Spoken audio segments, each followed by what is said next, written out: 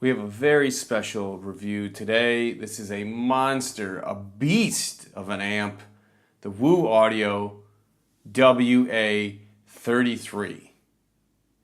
This guy is not cheap.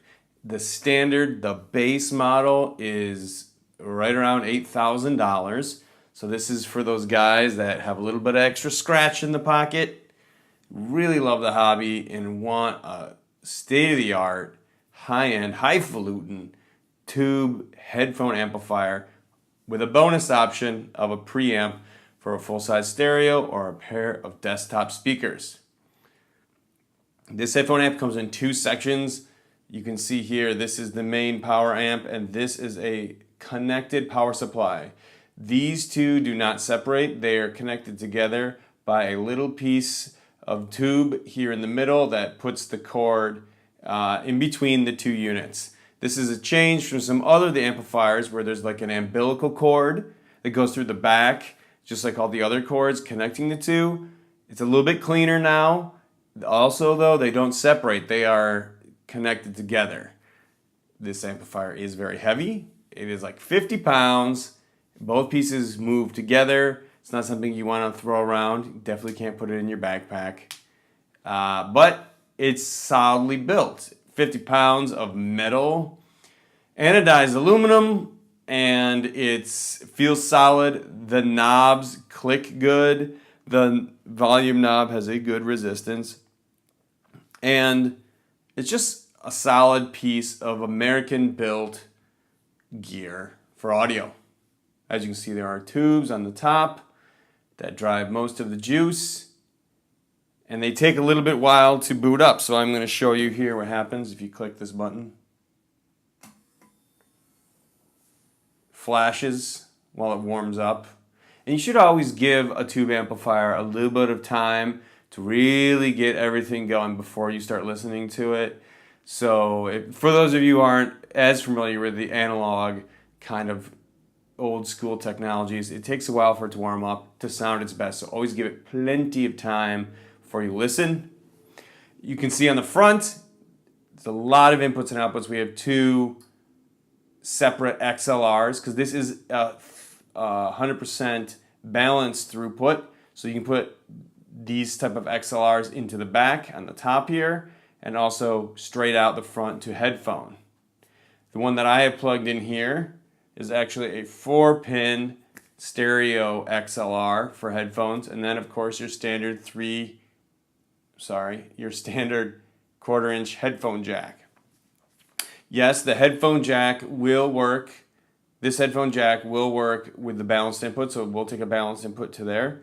On the back side, we have two balanced inputs and a pair of single-ended inputs and a pair of balanced XLR outputs for pre, no single-ended for the pre. So it's a balanced idea here, a balanced all the way through. It's something that if you're spending $8,000 on, you're probably going to want to also invest the time to make your system, to make your listening rig balanced, which is not, the case of every amplifier. It's not the case for every system, but this one definitely really pumps into that idea and delivers on it, I think.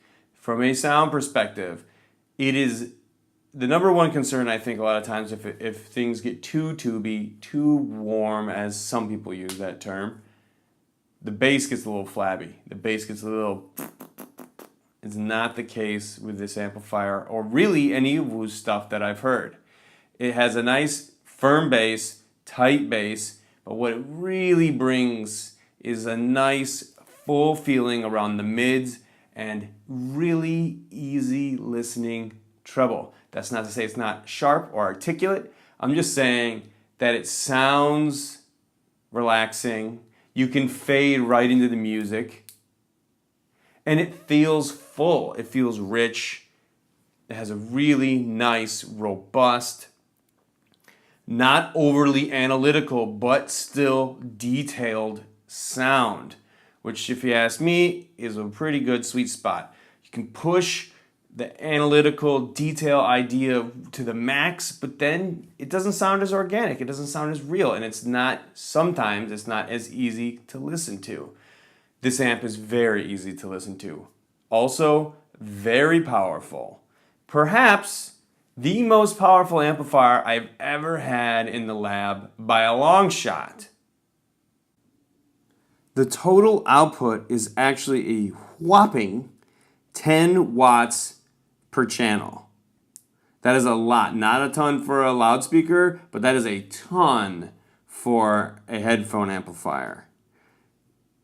It is a push-pull Class A amplification topology, and it uses 6 C45 tubes for the driver, 2 A3 tubes for power, and all direct heated triodes.